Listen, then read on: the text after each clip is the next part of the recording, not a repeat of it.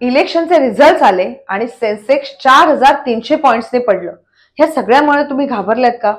तसं व्हायची अजिबात गरज नाही, कारण 31 मे 2024 पर्यंत मार्केट 3% वर आलेलं. त्यामुळे हा फॉल कन्सिडर करून सुद्धा ऍक्च्युली 2.55% एवढाच फॉल आलेला आणि आजच्या दिवशी सेन्सेक्स रिकव्हरी झालाय. जर नीट अभ्यास केला तर जानेवारी 2024च्या लेवलला ऑलरेडी सेन्सेक्स आलेले आहे. अशा व्हॉलॅटिलिटीमध्ये लक्षात ठेवायच्या 3 महत्त्वाच्या गोष्टी आज मी तुम्हाला सांगणार आहे. त्या ऐकण्यासाठी व्हिडिओ संपूर्ण ऐका. सगळ्यात पहिली टिप आहे ती म्हणजे डू नॉट गेट पॅनिक. उगीच मार्केटच्या व्हॉलॅटिलिटीने डिस्टर्ब होऊ नका. अशा प्रकारचा फॉल हा लॉंग टर्म इन्व्हेस्टरसाठी एक उत्तम संधी असते एका चांगल्या डिपला परचेस करण्याची. त्यामुळे पॅनिक न होता आणखी एका गोष्टीचा हा विचार करा की मार्च 2020 ला मार्केट 13% पडलेलं होतं आणि त्यांनी ऍव्हरेज रिटर्न्स दिलेत 27%. त्यामुळे डोंट गेट पॅनिक. दुसरी महत्वाची टिप आहे ती म्हणजे do not make panic sale.